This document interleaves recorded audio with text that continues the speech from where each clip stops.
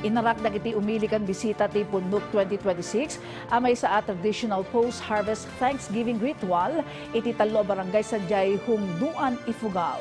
Daytoy ti detalye.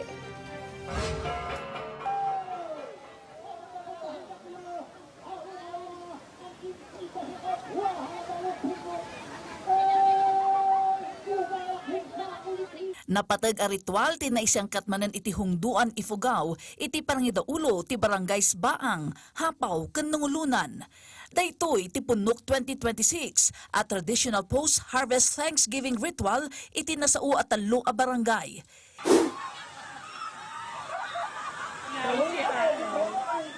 Iti ritual, nadaan iti guyudan. Iti karayan ang nasiyangkat usar iti pakid, amay sa a hook wooden pole, kan presentasyon ti kinaag, amay sa a human-like figure, ang naaramid iti rice stalks.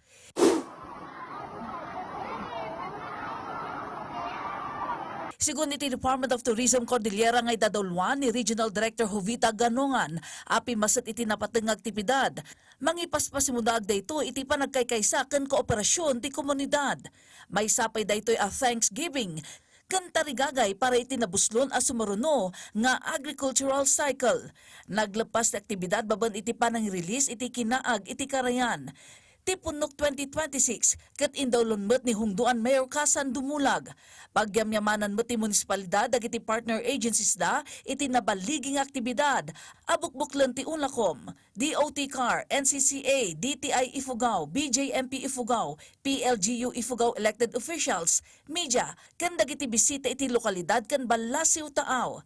Napagtalinad mo ti lina ken kapya iti Punnuk 2026 Cultural Festival baban iti suporta ti 2nd Ifugao PMFC anang isangkat iti Area Security Operations bayat ti selebrasyon. Ti Punnuk ket paset iti tagging rituals and games akaraman iti 2015 UNESCO's representative list of the intangible cultural heritage of humanity amay sa amay bingbinglay at tawid at tradisyon iti rice farming communities iti East ken Southeast Asia.